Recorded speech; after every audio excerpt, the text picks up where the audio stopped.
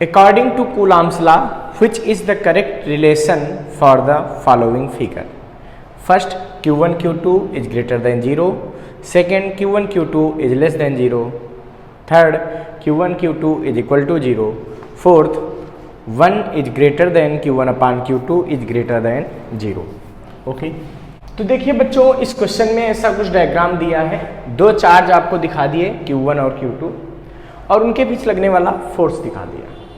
आपको पता है कि अगर दो चार्ज एक दूसरे से r डिस्टेंस पर लगे होते हैं तो इनके बीच एक फोर्स लगता है बच्चों। कौन सा फोर्स लगता है? कूलॉम्स लॉ से वो फोर्स लगता है। क्या लगता है? वो लगता है KQ1 Q2 अपान r²। तो इन दोनों चार्जेस के बीच फोर्स कितना लग रहा होगा? KQ1 Q2 अपान r²। इसका मतलब जो F12 और F21 दिया है, इसकी वैल्यू मतलब इनका जो मैग्नीट्यूड है वो तो ये होने वाला है। अच्छा, लेकिन बच्चों हमसे पूछा गया है कि इनके Q1 Q2 में क्या रिलेशन है। ठीक है, मतलब Q1 इंटू Q2 की वैल्यू क्या हो सकती है। तो बेटा आप क्या देख रहे हैं कि इन दोनों का जो फोर्स लग रहा है वो कैसा लग रहा है? एक दूसरे की तरफ लग रहा है। यहाँ पे जो F12 है, इसका मतलब आप समझ लीजिए, इसका मतलब होता है force at charge Q1 due to Q2। ठीक है, और F21 का मतलब है force at charge Q2 due to Q1। तो बेटा यहां पे क्या कह रहे हैं कि ये Q1 Q2 का मल्टीप्लिकेशन क्या हो सकता है। तो ऐसा है, आप सोचिए जरा, Q1 Q2 पे लगने वाला फोर्स क्या है? एक दूसरे के पास आ रहा, मतलब अट्रैक्ट का है, अट्रैक्शन करें दोनों चार्ज।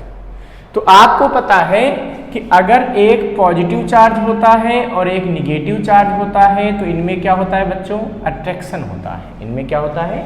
अट्रैक्शन होता है। जबकि अगर दो पॉजिटिव चार्ज होते हैं तो उनमें क्या होता है बच्चों? रिपल्सन होता है, ऐसे फोर्स लगता है।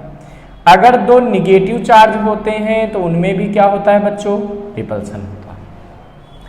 अब सोचने वाली बात है, यहां पे अट्रैक्शन हो रहा है, इसका क्या मतलब है कि इन दोनों, एक चार्ज पॉजिटिव है और एक चार्ज क्या है? निगेटिव है। पॉजिटिव मतलब मान लीजिए कि जैसे कि +4 है तो दूसरा -3 है, तो जब इनका आप प्रोडक्ट करेंगे तो कैसा आएगा? -12 आएगा। मतलब जब एक प्लस और एक माइनस का आप प्रोडक्ट करते हैं तो आंसर हमेशा कैसा आता है? निगेटिव आता है। कैसा आता है? निगेटिव आता है। तो बच्चों इसका मतलब जो Q1 और Q2 है, इनका प्रोडक्ट कैसा आएगा? निगेटिव आएगा। Q1 इंटू Q2 क्या आएगा बच्चों? निगेटिव आएगा। निगेटिव आने का मतलब ये 0 से कम होगा। सो Q1 into Q2 is less than 0। तो यहाँ पे कौन सा ऑप्शन सही होगा? जिसमें लिखा हुआ है Q1 into Q2 is less than 0। तो दिए गए ऑप्शन में से सेकेंड ऑप्शन जहां पे लिखा है Q1 into Q2 less than 0, तो ये ऑप्शन हमारा सही होगा। इसको फटाफट नोट कर लीजिए बच्चों।